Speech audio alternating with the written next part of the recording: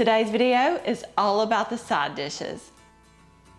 Most of you are either bringing a dish or maybe even hosting a dinner of your own. Either way, you're probably here looking for a little Thanksgiving dinner inspiration. Hey y'all, I'm Valerie and welcome to my kitchen. In today's video, I'm sharing 7 of my absolute favorite Thanksgiving side dishes. Okay y'all, let's go ahead and get started.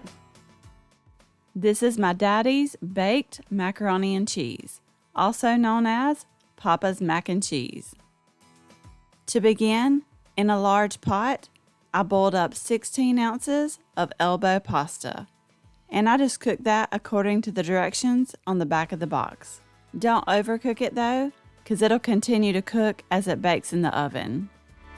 When that was done, I removed it from the heat, drained it, and then poured half of those noodles into the bottom of a greased 9x13 baking dish. Then I placed on about 3 tablespoons of butter that I cut into thinner slices. Now you're going to sprinkle over a layer of salt and pepper. And I don't have an exact measurement for those. My daddy said just do it like this. Now for the cheese, I'm warning you, it's a lot.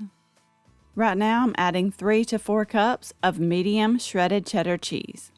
We'll add the rest here shortly. Now I'm topping it with the other half of those noodles. I put down too much on that first layer. Then I added 3 more tablespoons of butter. I sprinkled on another layer of salt and pepper. Now we're topping it with another 3 or 4 cups of shredded cheese. I like to do a combination of medium and sharp here. But if you wanted, you could just do all sharp. So in total for the whole recipe, you'll end up using about 4 of those 8-ounce blocks of cheese. I know it's a lot, but it's worth it. Now push that casserole to the side. I'm making up a quick little mixture. In a large measuring cup, I added 1 egg. I gave that a whisk. Then I poured in 1 can of evaporated milk. I'll be using another can of that milk, but not just yet. Now give that a really good whisk. Then you're going to drizzle it evenly over the top of that macaroni and cheese. And y'all, don't skip out on the egg here. You have to have it. I don't know if it's a southern thing. Here in South Carolina, we always do egg in our macaroni and cheese. So you'll have to let me know below if you do the same. I opened a 2nd can of that milk and I'm pouring that over the top too. My daddy uses 3 cans in his, but he makes his in those big aluminum tin pans. As long as that milk comes about 2/3 of the way up in that dish there. If not, add you another can. And this bakes at 375 for 35 to 45 minutes. Or until you can see that top get nice and golden brown. And don't that look delicious, y'all? This is hands down my family's #1 favorite side dish. And I have never known us to have a dinner without it. When we have a dinner, my daddy always says, I'll make a mac and cheese. And the first time my husband had it, he said, this is the real deal macaroni and cheese right here. And y'all, my sister, aka Aunt B, is not a cook. But she can whip up this mac and cheese and it's just as good as my daddy's. This is so easy to make and it is absolutely delicious. So trust me, you just gotta try it. I love squash casserole. You'll need about 2 pounds of squash, and I just cut them up into about 1/4 inch thick slices. Add those to a large bowl along with 1 diced onion. Now we're taking this over to the stovetop so we can cook it down a little bit. In a large skillet, I added a couple tablespoons of oil and all of those squash and onions. Just stir them around and let them saute for a little bit, maybe about 10 minutes, just until they're tender. By the way, if you're enjoying this video, I would really appreciate it if you would give me a thumbs up and hit that subscribe button. That way you get notified of all my future videos. Now I'm adding 1 teaspoon of salt and 1/4 teaspoon each of pepper, garlic powder, and paprika. Now stir that up, and when it's done, you can remove it from the heat and pour it into a strainer or a colander to get rid of that liquid. We don't want a soggy casserole. Now back over to the counter. In a large bowl, I added in 2 eggs. And you're just going to give those a little whisk. Now to those beaten eggs, I added half a cup of sour cream. And you're also going to add a big old spoonful of mayonnaise. I'd say about 1/4 of a cup. And it's got to be Duke's. I'm just kidding. Use what you like. Now I'm adding 1½ cups of shredded sharp cheddar cheese. And I'm just giving it a little stir before I add in the squash. I've been letting that squash drain, and almost all that liquid is gone, so it's ready to add in now. You're going to mix all that up, and then we'll be ready to add it into the dish.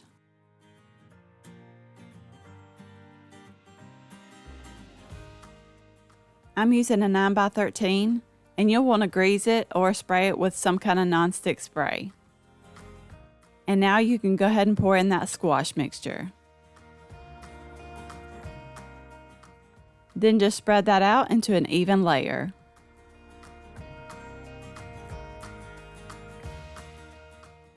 Now I'm pushing that to the side so I can make up a topping. I've got 1 sleeve of crushed Ritz crackers here, and to that I added 3 tablespoons of melted butter. Stir that and get it all combined. Make sure all those crackers are covered in that butter. Then you're going to sprinkle it evenly on top of that casserole. And you really can't make a casserole without topping it with something. Do you agree?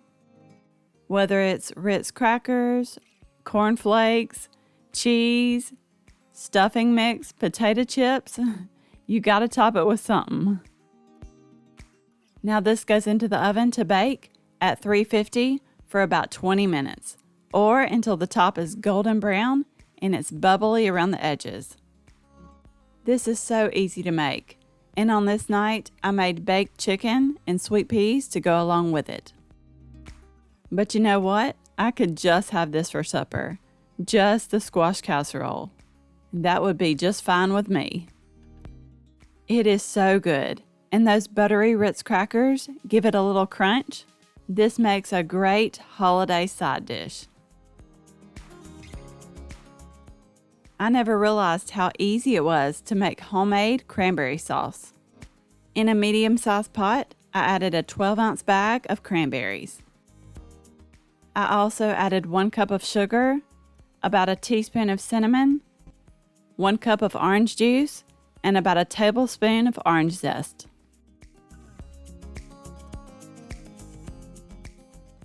Now you're going to give all that a really good stir. I brought it to a boil and then reduce the heat to a simmer and let it simmer for about 20 to 30 minutes. Those cranberries do start to pop, so I like to cover it with a lid and just kind of keep it tilted, just so they don't pop everywhere. You'll want to stir it occasionally, and I like to let mine simmer for 30 minutes. And you can see how much it really thickens up. And if you wanted, you could go in with an immersion blender and blend it up a little bit. When I serve it, I like to top it with a little more orange zest, just to give it a little color. And I'm telling you, once you make this homemade, you'll say goodbye to the canned stuff. This Hashbrown Casserole is a family favorite, and it is so good. I started out by adding 1 stick of butter to a large bowl, then I put that in the microwave to melt. And to that, I added 1 can of cream of chicken soup, 16 ounces of sour cream. I'm also adding half a diced onion, and normally I like to saute that a little bit before I add that in, but I was in a hurry this day. And you'll need a total of 2 cups of shredded cheese, but for now, I'm only adding 1½ cups. I added 1/4 teaspoon of pepper. Now stir that up. You'll need about 2 pounds of frozen shredded hash browns, and you do want those to sit out for a little bit, just so they can thaw out before you use them. Give that a really good stir, and make sure all those hash browns are completely covered in that mixture. I'm using a 9x13 baking dish, and you do want to spray it with some nonstick spray. Now spoon in those hash browns, then you're going to spread it out into an even layer. And it doesn't have to be perfect. Now you're going to top it all off with a 1/2 cup of shredded cheese. Now I add a little extra, more like a cupful, but that's just because we love cheese. Then this goes into the oven to bake at 350 for 45 to 55 minutes. This is a great side dish recipe. You can make it for Thanksgiving or even Christmas. We make this for Easter too. You could even make this into more of a breakfast casserole and add in some ham. That's always delicious. This crack broccoli casserole is not particularly my favorite name for it, but it's one of my favorite side dishes. To a large bowl, I added 1 can of cream of chicken soup, along with 1 cup of sour cream. I also added 2 tablespoons of the ranch seasoning mix.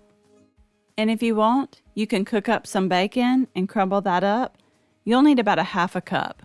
But to make it easier, I just add in a pack of real bacon pieces. And I think that was a 2.5 ounce package. I also added 1/2 cup of shredded cheddar cheese. You'll want to stir it all up really well. Then I added in 1 pound of fresh broccoli florets that I chopped into small pieces. Then just toss that around until that broccoli is completely coated in that mixture. I'm using a 9x13 baking dish that I sprayed with nonstick spray. Then you're going to pour in that broccoli mixture. Kind of spread it out in the baking dish there. Then I'm going to push that to the side so I can make up a quick topping. I've got 1 sleeve of the Ritz crackers, and I'm just using my rolling pin to crush them up. Add those to a mixing bowl, along with 1 stick of melted butter.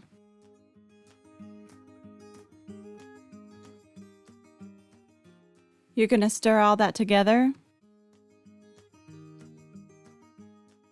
Now I'm going to take that cracker mixture and sprinkle it evenly on top of that casserole.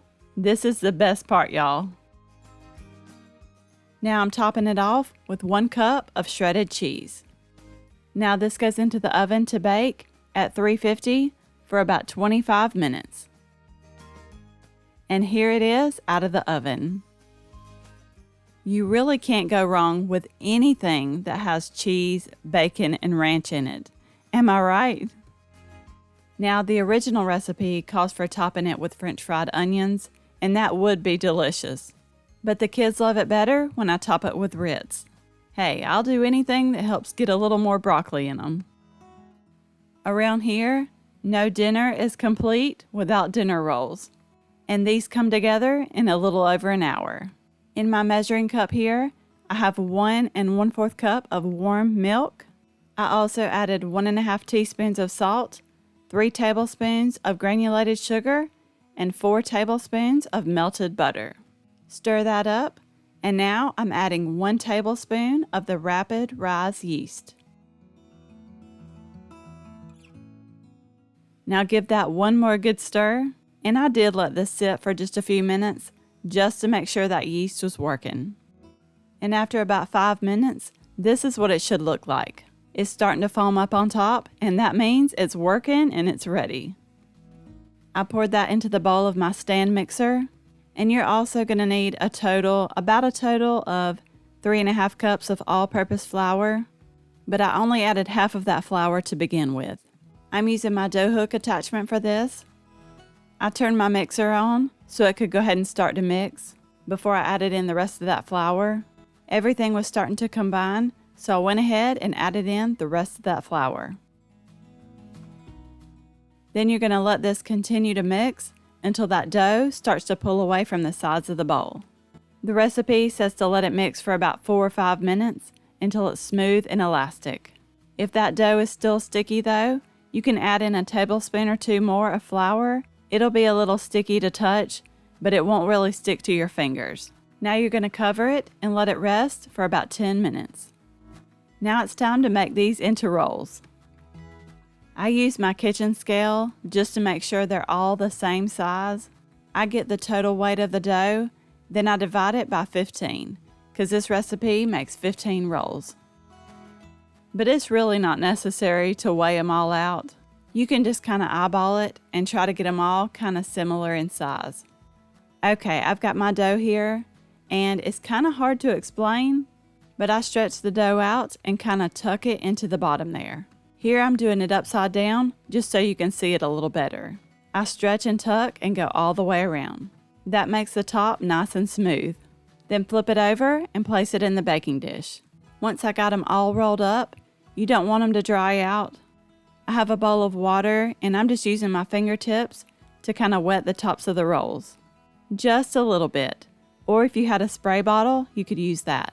Now cover them and let them sit somewhere warm until they double in size. And after that, you can uncover them and place them into a preheated 375-degree oven for anywhere from 16 to 18 minutes. Here they are out of the oven, and I already have melted butter here ready to brush over the tops.